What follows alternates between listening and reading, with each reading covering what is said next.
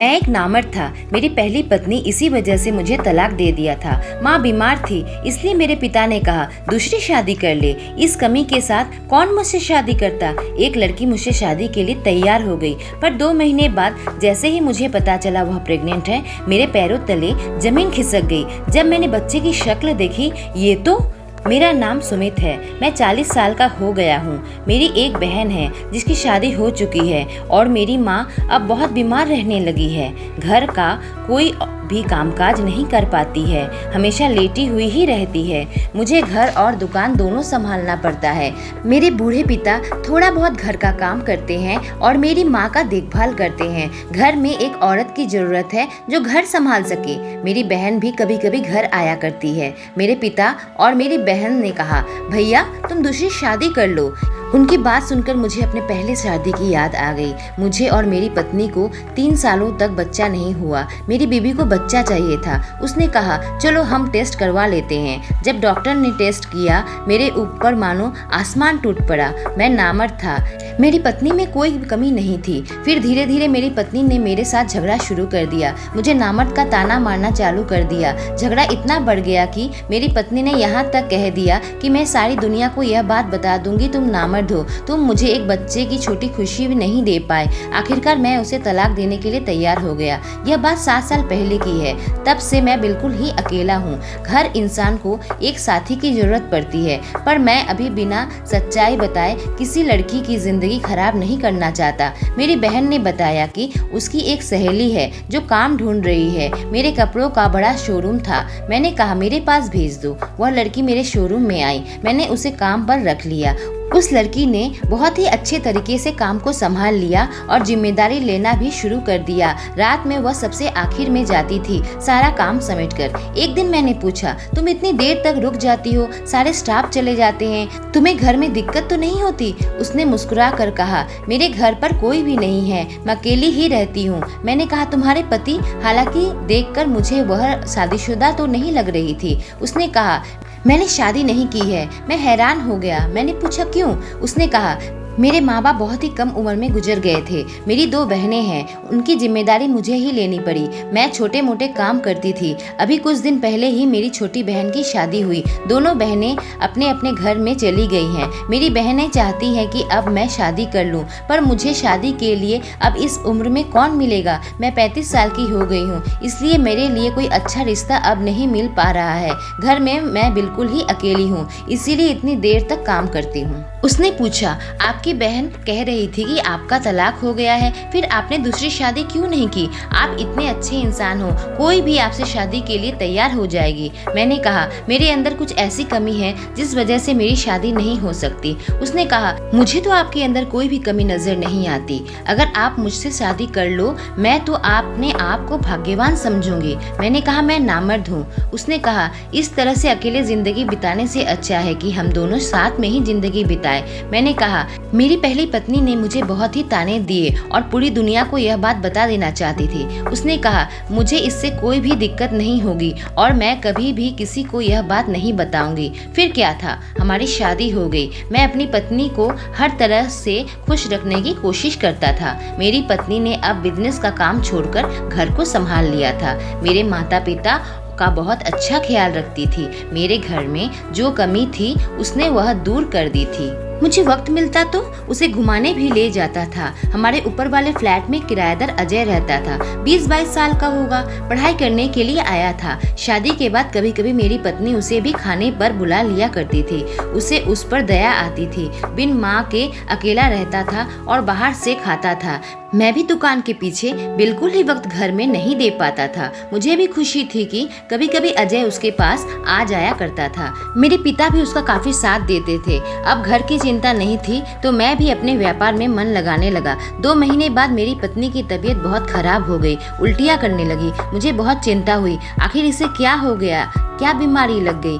मैं उसे डॉक्टर के पास ले गया। डॉक्टर ने चेकअप करके खुशी खुशी जो खबर दी उसे सुनकर मुझे जरा भी विश्वास नहीं हुआ। मेरे सिर पर मानो आसमान टूट पड़ा। मेरे साथ इतना बड़ा धोखा कैसे कर सकती है? मेरे सामने तो हमेशा अच्छी बनती है और मेरे पीछे इसने यह गुल खिलाए हैं। मैं इतना प्यार दिया, मुझे ऐसा लगा मुझे किसी ने छुरा मार दिया हो। मैं वहाँ से अपनी पत्नी का हाथ पकड़कर घसीटते हुए कार में बैठाया और घर तक ले गया। बहुत ही गुस्सा करने लगा। मेरे पिता जो इंतजार कर रहे थे कि बहू को क्या हो गया, पूछने लगे, क्या हो गया? तुम इतना गुस्सा क्यों कर रहे हो बहू पर सुमित? मैंने कहा, आपकी बहू से ही पूछिए क्या गुल खिलाए हैं इसने। आपकी बहू गर्भवती है, न जाने पेट में किसका बच्चा पाल रही है। मेरी पत्नी के दोनों आंखों से आंसू आ गए। उसने कहा, मुझे नहीं मालूम यह बच्चा किसका है। आपके अलावा मेरे और किसी के साथ कोई रिश्ता नहीं है। मुझे नीलम की बातों पर जरा भी यकीन नहीं आया। बच्चा उड़कर तो नहीं आ सकता ना। मेरे पिता ने मुझे बहुत समझाने की कोशिश की, पर मैं अपनी पत्नी से कहा, अपना सामान बांध लो, मैं तुम्हें अपने घर छोड़ आऊंगा। वह रो रही थी, गिड़गिड़ा रही थी। मैंने उसकी एक न सुनी। यह बात धोखे की है। नीलम चली गई।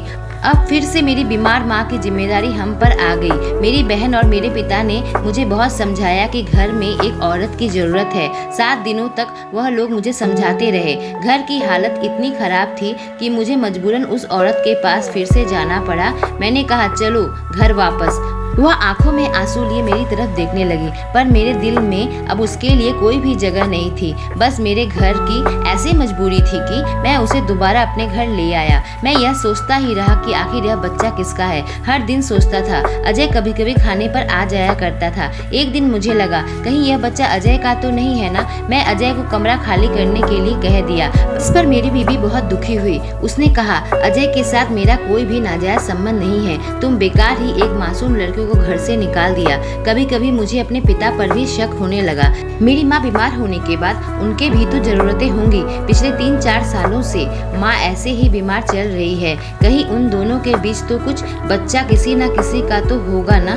देखते ही देखते डिलीवरी का टाइम आ गया। वह वक्त आ गया जब मुझे किसी और के खून को गोद में लेना था। बच्चा पैदा होने के बाद जब मैंने उसकी शक्ल देखी, मेरी आंखें फटी की फटी रह गई। ये बच्चा तो तभी इस अस्पताल में मुझे वही डॉक्टर मिली जिसने मेरा टेस्ट करके रिपोर्ट बनाया था। उन्होंने मेरी बीवी का डिलीवरी करवाया था। मुझे देखते ही कहा, मुबारक हो, आपको तो बेटा हो गया।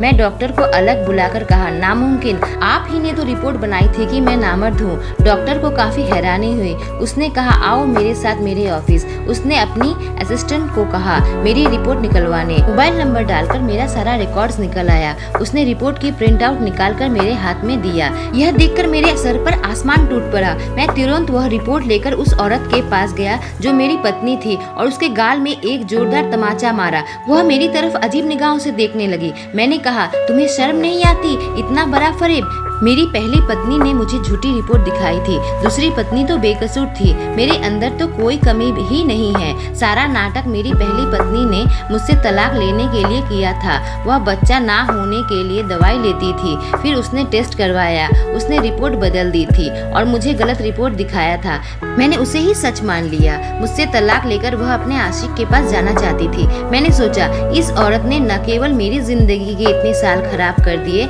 बल्कि मेरी अभी की पत्नी के साथ पूरा रिश्ता ही खराब कर दिया। यहाँ तक कि मैं अपने बाप पर भी शक किया। बेचारे अजय को भी मैंने घर से निकाल दिया। वहाँ से सीधे मैं उस मेस में पहुँचा जहाँ अजय रहता था। मैंने अजय से कहा, अजय वह घर फिर से खाली हो गया है, तो वहाँ रहना चाहोगे? अजय को कभी भी मैंने कारण नहीं बताया था कि किस लिए मैं उसे निकाल रहा हूँ। अजय खुश हो गया। बेचारा माँ बाप को छोड़कर इतनी दूर पढ़ाई करने आया था। मेरे घर में वह बहुत खुश रहता था। इतने दिन मैंने मन ही मन जो अपने पिता पर शक किया था, उसका क्या करूँ पता नहीं। अब मैं अपनी बीवी के पास अस्पताल में पहुँचा और उसे सारी बात बताई। मेरे दोनों आँखों में आंसू आ रहे थे। मैंने अपनी पत्नी पर विश्वास ही नहीं किया। बस एक रिपोर्ट पर ही मैं विश्वास करता रहा। मैंने कहा, मेरी गलती माफी के लायक नहीं है, पर तुम मुझे हो सके तो माफ कर दो। मेरी पत्नी ने कहा, यह सब सुनकर मुझे भी बहुत अच्छा लग रहा है, क्योंकि मैं भी यही सोच रही थी कि आखिर यह बच्चा किसका है। अगर आपका नहीं है तो, क्योंकि आपके अलावा मेरे और किसी के साथ कोई संबंध नहीं बने। पर आपको मुझ पर विश्वास करना चाहिए था। अगर आप पहले डॉक्टर से मिल लिए होते तो इतने दिन मुझे यह सब सहन नहीं करना पड़ता। मैंने अपने बेटे को गोद में उठाया जो बिल्कुल मेरे जैसा दिखता था, जिसे मैं किसी और का खून समझ रहा था। वह तो मेरा जिगर का टुकड़ा था। रिश्ते बहुत ही नाजुक होते हैं और शक बहुत बड़ी बीमारी है जिसके कारण रिश्ते टूटते देर नहीं लगता। हमें बहुत प्यार से रिश्तों को सहेजना चाहिए।